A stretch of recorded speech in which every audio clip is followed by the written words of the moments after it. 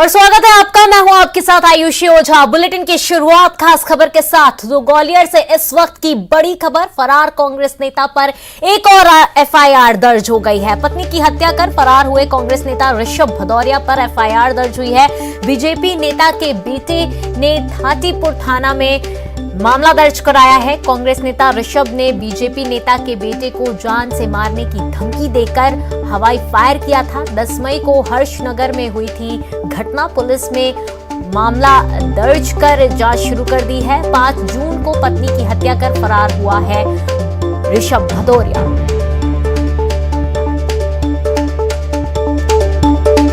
और वहीं ज्यादा जानकारी के साथ सुशील हमारे सहयोगी हमारे साथ जुड़ चुके हैं। सुशील, देखा जा रहा है कि फरार कांग्रेस नेता पर एक और एफआईआर दर्ज हो गई है। क्या कुछ पूरा मामला है, क्या कुछ अपडेट है?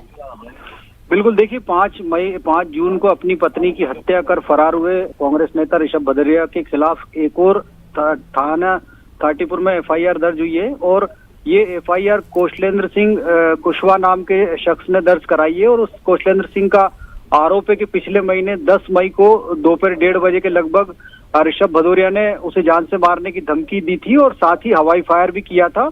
और यही वजह है कि अब जब वो पत्नी की हत्या कर फरार हो चुका है तो अब उसे फिर ऋषभ से अपनी जान का खतरा है। और यही वजह है कि पुरानी घटनाक्रम के आधार पर थाटीपुर पुलिस ने जो कांग्रेस नेता है फरार ऋषभ भदौरिया, उसके खिलाफ जान से मारने की धमकी देने, हवाई फायर का मामला दर्ज कर लिया है। और पुलिस अभी उसकी सघन तलाश भी कर रही है। और बताया जा रहा है कि कौशलेंद्र और ऋषभ भदौरिया दोनों दोस्त भी रहे हैं और इनके बीच किसी बात को लेकर विवाद हुआ। तो कहीं ना कहीं पत्नी की हत्या के बाद फरार हुए ऋषभ का और इस धमकी वाले मामले का कहीं ना कहीं आपस में कनेक्शन है। और पुलिस इस मामले में विस्तृत जांच कर रही। साथ ही फरार आरोपी जो नेता है कांग्रेस का, उसके खिलाफ 10,000 रुपए का इनाम भी घोषित कर चुकी है।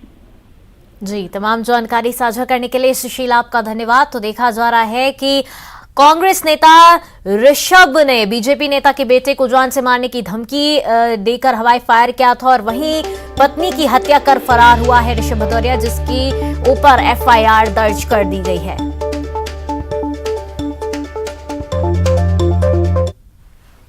और छतरपुर से बड़ी खबर, शव को कंधे पर लेकर गए माता पिता। शव ले जाने के लिए एम्बुलेंस नहीं मिली, जिसके बाद जो है माता पिता शव को कंधे पर लेकर गए। स्थानीय लोगों की शिकायत के बाद भी एम्बुलेंस नहीं मिली।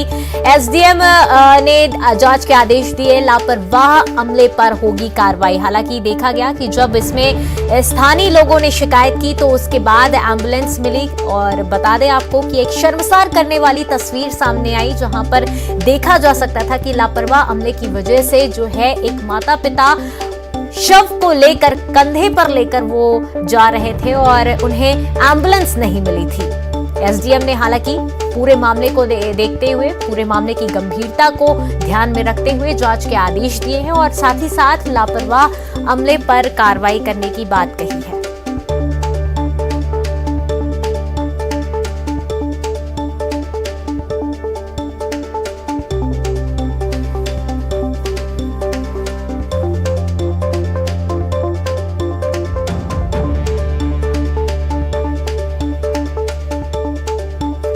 और वहीं ज्यादा जानकारी के साथ हमारे सहयोगी सुनील हमारे साथ जुड़ चुके हैं। सुनील, एक शर्मसार कर देने वाली तस्वीर हमारे सामने आई, जहां पर एम्बुलेंस नहीं मिल रही थी और उसके बाद एक माता पिता को शव को कंधे पर लेकर जाने वाली तस्वीर हमारे सामने आई। क्या कुछ अपडेट है इस पूरे मामले को लेकर? वहीं एसडीएम ने जो है कार्रवाई की बात भी कही है, उसको लेकर भी क्या अपडेट है?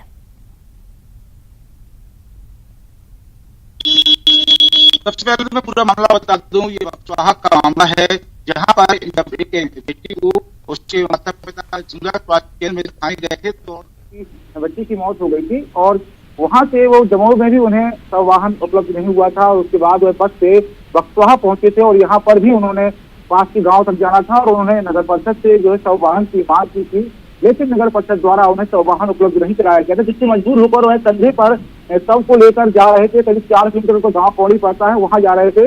लेकिन जब स्थानीय लोगों ने हस्तक्षेप किया तब कहीं जाकर आधी रास्ते के बाद उन्हें वाहन उपलब्ध दोनों मिल सका है। दूसरी बात ये बता दें कि जो स्थानीय टैक्सी चालक थे उन्होंने भी मानवता को शर्मसार किया और कई बार जब उन्होंने कहा कि मुझे इस गांव तक पहुंचा दीजिए, लेकिन जो स्थानीय लोग थे, स्थानीय टैक्सी वाले थे, उसको भी लेके नहीं गए थे। तो कहीं ना कहीं माता को गिरफ्तार कर देने वाली घटना थी और इसकी वजह से मजबूर होकर माता पिता को अपने कंधे पर सर रखकर जाना पड़ रहा था। जी सुनील, आखिर क्या कारण था, क्यों एम्बुलेंस का बंदोबस्त नहीं हो पा रहा था, क्या लापरवाही जो सामने देखने को मिल रही है वो उस पर क्या कार्रवाई आगे हो सकती है?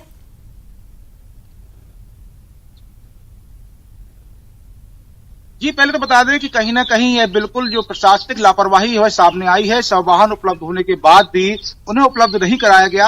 हालांकि कई बार ऐसा होता है कि जब स्थानीय ग्रामीण लोग इस तरह की मदद मांगने पहुंचते हैं तो अधिकारी लापरवाही पूर्ण रवैया अख्तियार करते हैं और यही सामने आया है। जिस तरह से उन्होंने बार बार शव वाहन की मांग की गई लेकिन उनको यह उपलब्ध नहीं कराया गया, मजबूरी बस उन्हें कंधे पर रखकर शव ले जाना पड़ा था।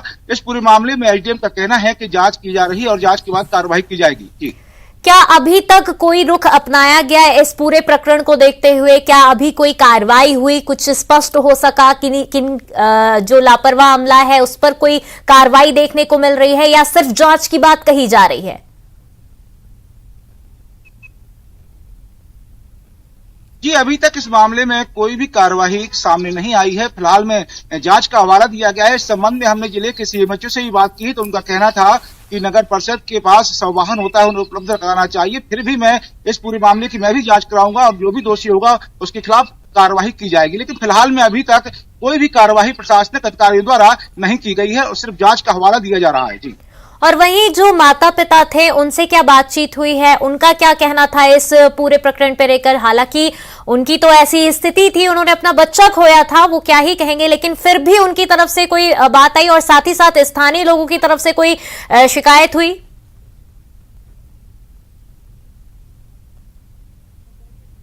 जी, बता दें जो उनके माता पिता से जब हमारी बात हुई थी उनका कहना था कि हम बेहद परेशान थे और दमोह से भी हमें शव वाहन उपलब्ध नहीं कराया गया था और उसके बाद हम जैसे तैसे बस में लेकर अपनी बच्ची को बक्सवाहा जी बिल्कुल देखा जा रहा है कि अब तमाम कार्रवाई देखने को मिलेगी। तमाम जानकारी साझा करने के लिए आपका धन्यवाद। तो दुर्ग से बड़ी खबर, पाटन दौरे पर मुख्यमंत्री भूपेश बघेल है। ग्राम सकरा पहुंचे हैं सीएम भूपेश बघेल। महिला स्व सहायता समूह के कार्यों का निरीक्षण किया है उन्होंने और साथ ही साथ महिलाओं के कार्यों की सराहना भी की है। ग्राम खुड़मुड़ी में नरवा कार्यों का अवलोकन करेंगे। पाटन में राजीव भवन की आधारशिला रखेंगे। गौड़ समाज के महाअधिवेशन में वो शामिल होंगे।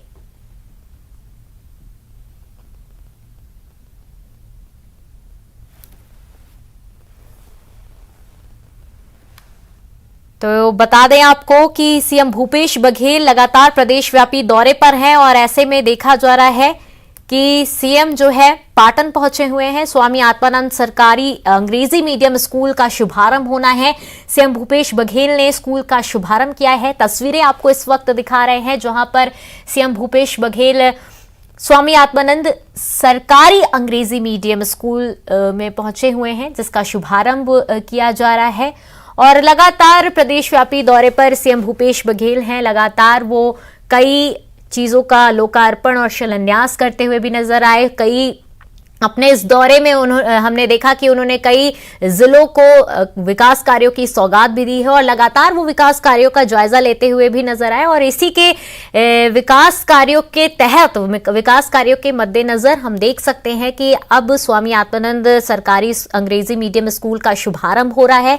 सीएम भूपेश बघेल ने इसका शुभारंभ किया है और इसी के तहत वो पाटन पहुंचे हुए हैं। ये तस्वीरें आपको इस वक्त दुर्ग की दिखा रहे हैं जहां पर सीएम मौजूद हैं। पाटन में सीएम इस वक्त मौजूद हैं और देखा जा रहा है कि लगातार जो उनका दौरा है उसमें वो एक्टिव मोड में नजर आ रहे हैं। लगातार विकास कार्यों का जायजा ले रहे हैं, लोगों से बातचीत कर रहे हैं, भेंट मुलाकात कर रहे हैं, लोगों की परेशानियों से रूबरू होने की कोशिश कर रहे हैं और साथ ही साथ अगर उन्हें कोई शिकायत अधिकारियों के खिलाफ मिलती है तो वो उस पर तुरंत एक्शन लेते हुए भी नजर आ रहे हैं। जहां तक देखा जा रहा है कि अफसरों के ऊपर भी काफी प्रेशर देखने को मिला इस दौरान, क्योंकि देखा गया कि सीएम भूपेश बघेल तत्कालीन एक्शन मोड में नजर आ रहे हैं और जैसे ही उनके तरफ से कुछ भी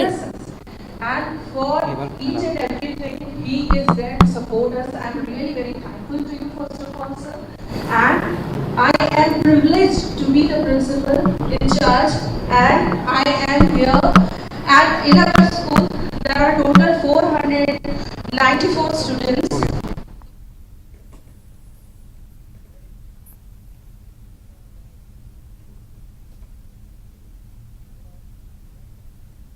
और छत्तीसगढ़ वासियों को जल्द ही मुक्केबाजी का एक रोमांचक मुकाबला देखने को मिलेगा। इस बात का खुलासा बॉक्सर विजेंद्र सिंह ने मुख्यमंत्री भूपेश बघेल से मुलाकात के बाद किया है। दरअसल बॉक्सर विजेंद्र सिंह का छत्तीसगढ़ से खासा लगाव रहा है। इस मुलाकात का फोटो ट्विटर पर शेयर करते हुए विजेंद्र सिंह ने कहा कि छत्तीसगढ़ के मुख्यमंत्री भूपेश बघेल का खेलों के प्रति रुचि उत्साहजनक है। छत्तीसगढ़ में खेलों का भविष्य उज्जवल है। छत्तीसगढ़ मुख्यमंत्री ने छत्तीसगढ़ वासियों को मुक्केबाजी का एक रोमांचकारी मुकाबले की सौगात देने का वादा किया है।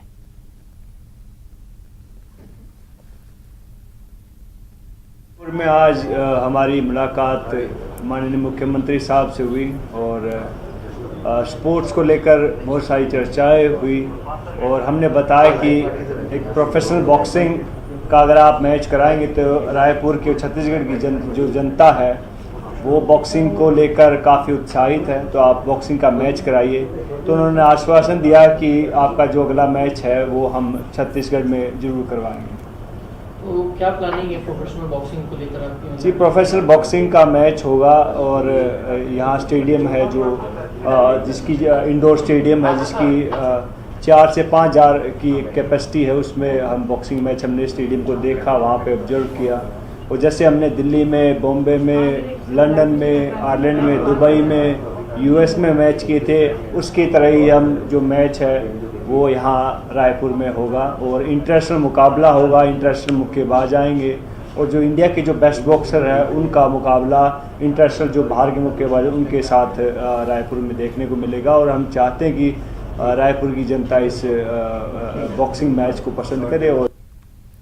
और खबर रायपुर से, जहां पर मनरेगा कर्मचारियों की हड़ताल स्थगित हो गई है। दरअसल 3 महीने के लिए ये आंदोलन स्थगित हुआ है।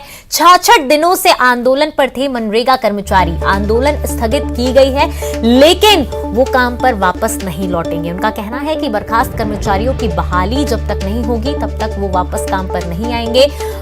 बर्खास्त कर्मचारियों की बहाली पर अड़े आंदोलनकारी हैं। आंदोलनकारियों से मंत्री कवासी लखमा ने मुलाकात की है। धरना स्थल जाकर कर्मचारियों से उन्होंने मुलाकात की। मंत्री कवासी लखमा ने कर्मचारियों को संबोधित किया और मंच से सीएम भूपेश बघेल की तारीफ की।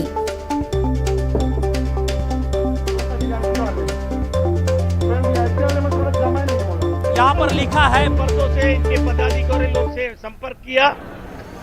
मैं बोला आप लोग के बीच में आऊंगा। हमारा मुख्यमंत्री गंभीर है।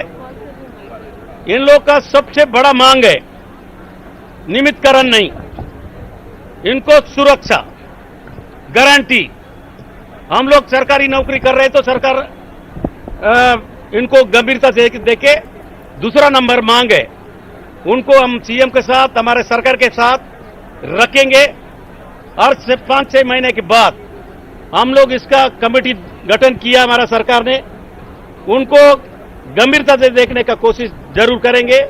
ये गांव के बच्चे हैं, गरीब घर से आए हुए बच्चे हैं, ये बड़े घराना के बच्चे नहीं हैं। इसलिए हमारा मुख्यमंत्री हिंदुस्तान का नंबर 1 मुख्यमंत्री है। गरीब लोगों का बात को जरूर सुनेगा। ये आवेदन लिया हूं, ये पहला नंबर है। दूसरा नंबर वाला इनका सुरक्षा, 2 मांग प्रमुख है। उसी बात को हमारे मुख्यमंत्री से बात करूंगा। गर्मियों में फूड पॉइजनिंग की परेशानी ज्यादातर लोगों को होती है। ऐसे में वातावरण में रोगाणु तेजी से फैलते हैं और हमारे खाने को दूषित कर देते हैं। इसी दूषित खाने को हम फूड पॉइजनिंग कहते हैं, जिसको खाने से हम बीमार पड़ जाते हैं। प्रदेश में पिछले 48 घंटों के दौरान फूड पॉइजनिंग की 2 बड़ी घटनाएं सामने आई हैं। पहला मामला जशपुर का है, जहां दूषित खाने से 11 पहाड़ी कोरवा बच्चे बीमार पड़ गए, जिनको आनन फानन में अस्पताल में भर्ती कराया गया। वहीं दूसरा मामला बिलासपुर का है, जहां के देव किरारी गांव में 25 लोग फूड पॉइजनिंग के शिकार हो गए। चाट और गुपचुप खाने से सभी लोग बीमार हुए। इलाज के दौरान एक बच्ची की मौत हो गई। सभी का इलाज अलग अलग अस्पतालों में किया जा रहा है। धीरे शाम हुए लागी सूचना छुआ के तबीयत खराब हुई, पेट जो फूला ये सब पूरा हुई। माँ बाप जब जाने गंभीर हॉस्पिटल हमें आए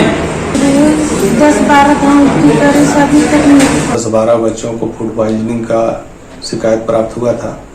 तो मैं स्वयं और एसडीएम महोदय, तहसीलदार सभी के साथ में, मेडिकल टीम के साथ में हम लोग वहाँ गए थे और बच्चों को वहाँ जाने के बाद ला करके यहाँ बगीचा हॉस्पिटल में शिफ्ट करा दिए हैं। बच्चे अभी सभी की स्थिति ठीक है और खतरे से। छत्तीसगढ़ के स्वास्थ्य मंत्री टीएस सिंहदेव ने न्यूज 18 से खास बातचीत की, जिसमें उन्होंने राज्यसभा चुनाव में राजस्थान के पर्यवेक्षक के तौर पर कांग्रेस के तीनों उम्मीदवारों के जीतने का दावा किया। साथ ही विधायकों के खरीद फरोख्त पर चिंता जाहिर करते हुए प्रजातांत्रिक युग का इसे खराब चेहरा बताया। साथ ही दल बदल कानून को लचर बताते हुए इसके कानून को सख्त बनाने की जरूरत बताई और इसमें ही खरीद फरोख्त के रुकने का दावा किया।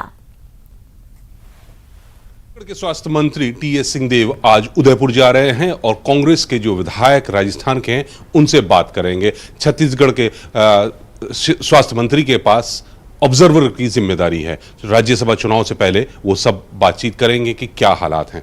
सर, आज आप उदयपुर जा रहे हैं बतौर पर्यवेक्षक, तो क्या क्या जिम्मेदारी रहेंगी, क्या बात आप विधायकों से करेंगे? अमूमन ये बात ऑब्जर्वर यानी देखने की रहती है कि स्थिति क्या है, समन्वय की रहती है अगर आवश्यकता पड़े। अभी जो खबर आ रही है वो संतोषजनक है और पूरी उम्मीद है कि तीनों राज्यसभा के सांसद कांग्रेस की जीत के आएंगे। तो टीएस सिंहदेव साहब कह रहे हैं कि लचर व्यवस्थाएं इस तरह की हैं, इस वजह से सभी दल अपने अपने विधायकों को बचा के रख रहे हैं। कैमरामैन प्रहलाद के साथ नई दिल्ली से अशरफ काजमी, न्यूज 18।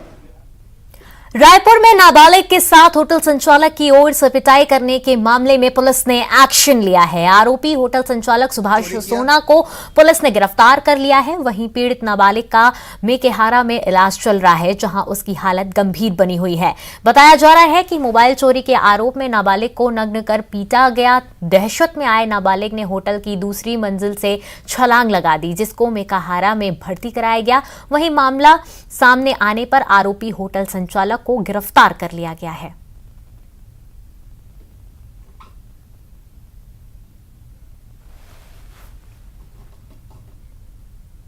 कोरबा के कुदमुरा रेंज में 22 हाथियों का दल पहुंचने से जहां लोगों में दहशत है, वहीं वन विभाग अलर्ट पर है। हाथियों को लेकर वन विभाग ने गांवों में मुनादी कराई गई है। वन अमला हाथियों के मूवमेंट पर लगातार नजर बनाए रखा है।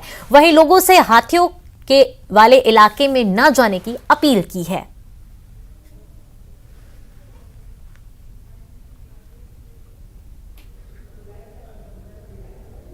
और फिलहाल इस बुलेटिन में इतना ही, लेकिन खबरों का सिलसिला लगातार जारी रहेगा।